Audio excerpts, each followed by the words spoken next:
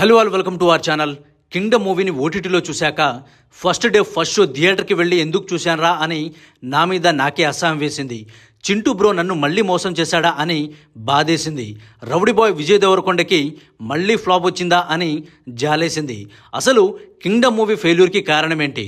కర్ణుడి చావుకి 100 కారణాలన్నట్టు ఈ కింగ్డమ్ మూవీ ఫెయిల్యూర్కి కూడా చాలా రీజన్స్ ఉన్నాయి. డైరెక్టర్ గౌతమ్ తిన్ననూరి క్లారిటీ లేని writing, Vijay Devarakonda depressed acting, ఎవరినైనా పడుకోబెట్టేసే బోరింగ్ స్క్రీన్ ప్లే అని చెప్పొచ్చు. ఇవే కాకుండా మ్యాజిక్ చేద్దామనుకున్న సీన్స్లలో లాజిక్ లేకపోవడం, అసలు ఎప్పుడు మ్యాజిక్ చేసి అనిరుద్ మ్యూజిక్కి కూడా స్కోప్ లేకపోవడం కూడా ఇంకొన్ని రీజన్స్ అని చెప్పొచ్చు. సినిమాటోగ్రఫీ, పర్ఫార్మెన్సెస్ ఇలా టెక్నికల్గా బాగున్నప్పటికీ స్లో నెరేషన్, కంప్లీట్ స్టోరీని చెప్పకపోవడం, especially climax portion, pre climax portions కంప్లీట్గా సాటిస్ఫై చేయలేకపోయాయి. సాలిడ్ బ్యాక్డ్రాప్ని తీసుకున్న కన్విన్సింగ్గా చెప్పడంలో డైరెక్టర్ అండ్ టీమ్ ఫెయిల్ అయ్యారు. ఇదే కాకుండా మూవీలో సత్యదేవ్ అండ్ విలన్ క్యారెక్టర్ చేసిన వెంకటేష్ క్యారెక్టర్స్ తప్పితే వేరే ఏ క్యారెక్టర్ అంత హై ఇవ్వలేదు.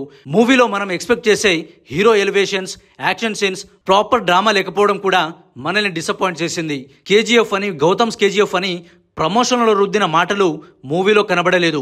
ఎస్పెషల్లీ టీజర్ ట్రైలర్లో కనిపించిన కంటెంట్ మూవీలో ఎక్కడ కనబడకపోవడం కూడా మూవీకి చాలా నెగిటివ్ అయింది. అండ్ అదే కాకుండా ముష్టి 30 మందికి కింగ్ అవసరమా అనే కామెంట్స్ కూడా చాలా వినిపించాయి. సో ఓవరాల్గా మూవీ అయితే కంప్లీట్గా డిసప్పాయింట్ చేసింది. ఇది జస్ట్ నా ఒపీనియన్ మాత్రమే. మూవీ చూసిన వాళ్ళు మీకు మూవీ నచ్చిందా లేదా అనేది కింద కామెంట్ చేయండి. అండ్ వీడియో నచ్చితే లైక్ అండ్ షేర్ చేయండి. మన ఛానల్ని సబ్స్క్రైబ్ చేసుకోండి.